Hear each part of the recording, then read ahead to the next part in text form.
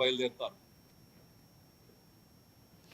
కురుపాం మాజీ MLA పుష్పశ్రీపై BJP senior నేత సింహాచలం ఘాటు విమర్శలు చేశారు. మన్యం జిల్లా కురుపాంలో జరుగుతున్న అభివృద్ధిని చూసి ఓర్వలేక పుష్పశ్రీ మతి భ్రమించి మాట్లాడుతున్నారని సింహాచలం విమర్శించారు.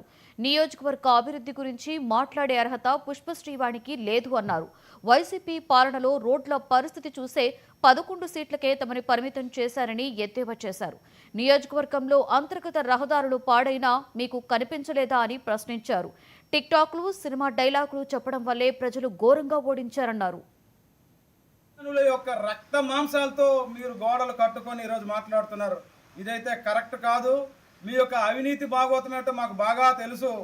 గతంలో మీరు ఎంత సంపాదించుకున్నారు, ఎక్కడెక్కడ ఏ ఆస్తులు సంపాదించుకున్నారో చెప్పమంటారా? బుడ్డంకరులో ఏం చేశారు? రైతుల్ని తరిమేసి మీరు కొన్నది 8 ఎకరాలు అయితే సుమారుగా 16-20 ఎకరాలు ఆక్రమించుకున్నారు.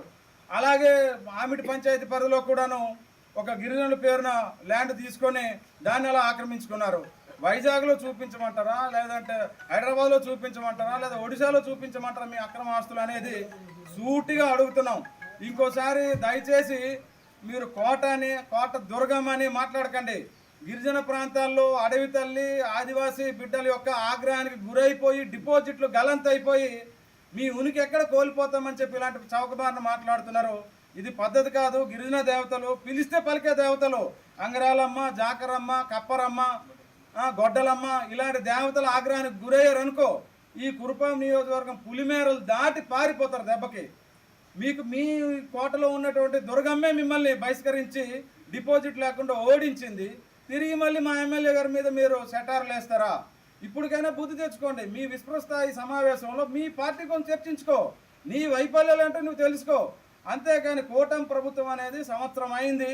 అలాగే కేంద్రంలో నరేంద్ర మోదీ నాయకంలో 11 సంవత్సరాలు అయింది. పుష్కలంగా ఈ భారతదేశం, అందులో ఈ ఆంధ్రప్రదేశ్ అభివృద్ధికి ముందెళ్తుంది.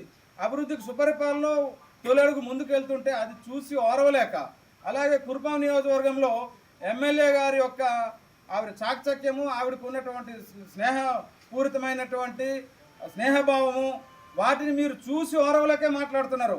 మీలో ఉన్నటువంటి అహంకారము, మీలో ఉన్నటువంటి ఇగో ఫీలింగ్సే మిమ్మల్ని పైనుంచి కిందకి దించేసాయి. గతంలో కూడా ఇదే మాట చెప్పాము. కాబట్టి ఇక ముందు ఇలాంటి చౌకబారిన మాటలు మాట్లాడొద్దు. మాట్లాడారు అంటే ఖచ్చితంగా గిరిజన ఆదివాసీ బిడ్డల యొక్క గిరిజనుల యొక్క రక్త మాంసాలతో మీరు గోడలు కట్టుకొని ఈరోజు మాట్లాడుతున్నారు. ఇదైతే కరెక్ట్ కాదు.